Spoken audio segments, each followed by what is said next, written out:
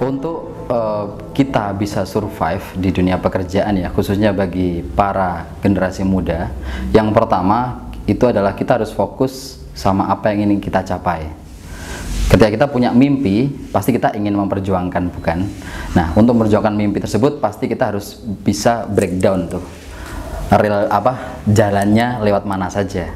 Nah, jadi kita harus tahu harus kemana dulu, harus membuat kita bisa layak untuk mencapai mimpi itu. Layak itu bagaimana? Otomatis kita harus bisa terus belajar, mau terus menggali potensi dan juga keinginan untuk bisa mencapai ke mimpi tersebut.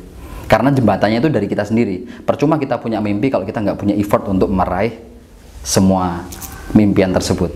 Misal kita ingin menjadi seorang dokter, pasti kita udah terplanning nih dari awal ya. Jadi kita harus ambil jurusan IPA. Yang kedua, setelah kita lulus IPA, kita harus bisa melayakkan diri untuk bisa keterima di perguruan tinggi dengan kejurusan di kedokteran. Dari situ, otomatis kita akan benar-benar survive memahami apa sih kompetensi-kompetensi yang harus dimiliki oleh seorang dokter.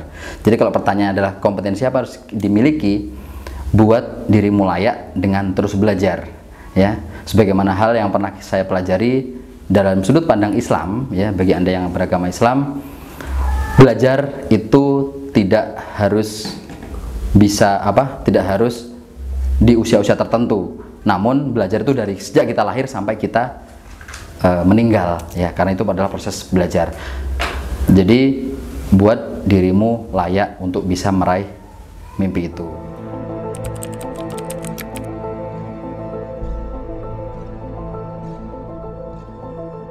Kalau pesan bagi para generasi muda ya, yang pertama-tama ketika kita baru lulus dari perkuliahan atau bangku pendidikan, yang pertama adalah identifikasi apa yang ingin kamu capai dalam 5 tahun ke depan.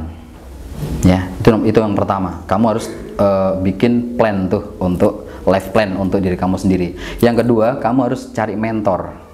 Kenapa? Karena dari mentor itu nanti akan terjadi modeling, sistem modeling. Jadi kamu akan melihat sosok itu sebagai modeling kamu. Kamu ingin menjadi 5 tahun ke depan tuh jadi sosok seperti itu. Jadi temukan tuh mentor buat kamu untuk bisa survive. Misal aku pengen jadi seorang HRD, berarti kamu harus punya satu sosok mentor atau seorang HRD yang kamu anggap itu sebagai senior, yang capability-nya ingin kamu capai atau ingin kamu lampaui. Dari situlah kamu akan belajar, ya. Jadi yang pertama adalah identifikasi apa yang ingin kamu capai. Yang kedua, kamu harus punya mentor, ya. Yang ketiga, kamu harus bisa sabar dalam berproses, ya. Karena apa? Ketika jatuh bangun yang kamu rasakan ketika di dunia awal bekerja, pasti banyak tuntutan, banyak pressure, dan lain sebagainya. Itu adalah proses bagaimana kamu ditempa untuk menjadi sosok yang ingin kamu capai tersebut. Ketika kamu mau bersabar dalam proses identifikasi pembelajaran, dan juga menuntaskan segala hal yang menjadi priority atau penugasan dari atasan kamu, pesan saya adalah just do it, lakuin aja. Dari situ nanti kamu akan tahu maksud dari tugas-tugas itu apa. Seringkali kita tuh merasa, kok aku dikasih tugas yang di luar job desk ya? Tapi ketika nanti kamu ada di posisi atasan, kamu akan tahu sebenarnya itu adalah pembelajaran buat kita. Karena pada dasarnya ketika kita mendapatkan suatu hal, pekerjaan atau tugas di luar job desk atau tanggung jawab kita, sebenarnya itu adalah pintu atau kesempatan untuk karir kamu yang lebih tinggi lagi. Misal nih, aktualnya contoh case-nya, kamu seorang HRD, tapi kamu disuruh analisa hal di luar pekerjaan HRD. Nah, ketika kamu sukses melakukan pekerjaan tersebut atau tugas tersebut, otomatis atasan kamu akan mendapati bahwasanya ternyata kamu punya kapabilitas untuk bisa mengerjakan hal-hal di luar job deskmu. Dan berarti identifikasinya adalah secara psikologis kamu merupakan seorang yang fast learner, mudah belajar, mudah memahami, dan tidak menutup kemungkinan karirmu akan cepat melejit. Karena orang-orang yang saat ini ada di posisi atas atau orang-orang yang saat ini menjadi orang besar, itu karena orang yang mau bertahan pada proses, orang yang mau belajar meskipun itu bukan menjadi tanggung jawabnya dia. Jadi pesan saya bagi para generasi muda, jangan berpuas diri, kamu harus fokus sama tujuan dan impian kamu, tapi kamu tetap harus punya mentor. Mentor itu yang akan nanti mengawal dan juga menjadi sosok inspirasi buat kamu. Seperti itu. Oke.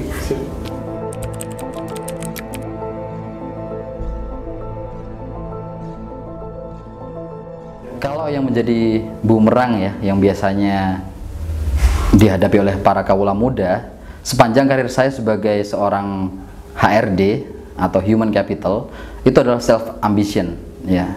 Mereka terlalu menitik beratkan pada saya lulusan apa, saya lulusan dari kampus A, kampus B. Padahal semua itu sudah berbeda zamannya. Kalau dulu kampus A itu digeneralisasikan ini bisa survive di posisi A, B, C. Nah kalau sekarang enggak. Lu mau lulusan manapun, kalau lu nggak punya kelayakan dalam kompetensi atau hal-hal yang bisa berproduktif atau bisa berkontribusi pada jabatan tersebut, kamu akan dipakai. Jadi yang menjadi momok terbesar adalah self ambition. Kamu boleh punya ambisi, tapi kamu harus bisa menyeimbangkan antara ambisi dan juga realisasinya. Ambisi besar tapi realisasinya kurang ya, sama aja kita kayak kita berdoa tapi nggak ada eksekusinya, nggak ada actionnya.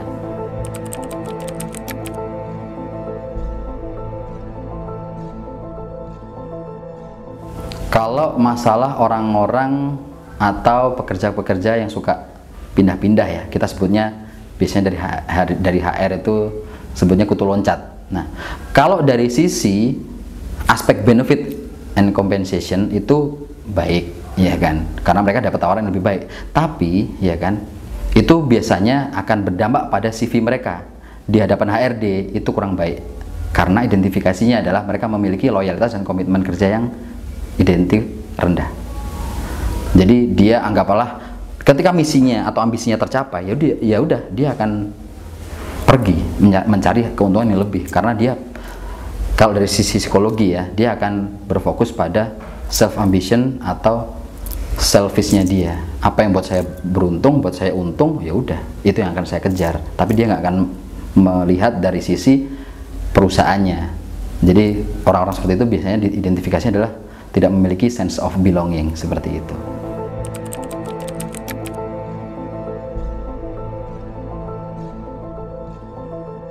Bahwasanya dimanapun itu, di usia berapapun itu, dan kapanpun itu selalu membutuhkan yang namanya aspek knowledge, skill, attitude.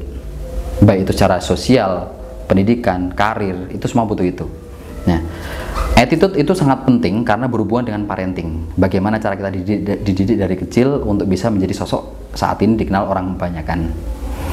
Nah, pentingnya attitude itu tadi adalah yang menentukan sosialnya atau aspek karirnya, biar itu membuat orang-orang nyaman bekerja di sekitar kamu. Otomatis kalau pertanyaannya adalah pentingnya attitude bagi seorang pekerja, ya, attitude adalah perilaku ya.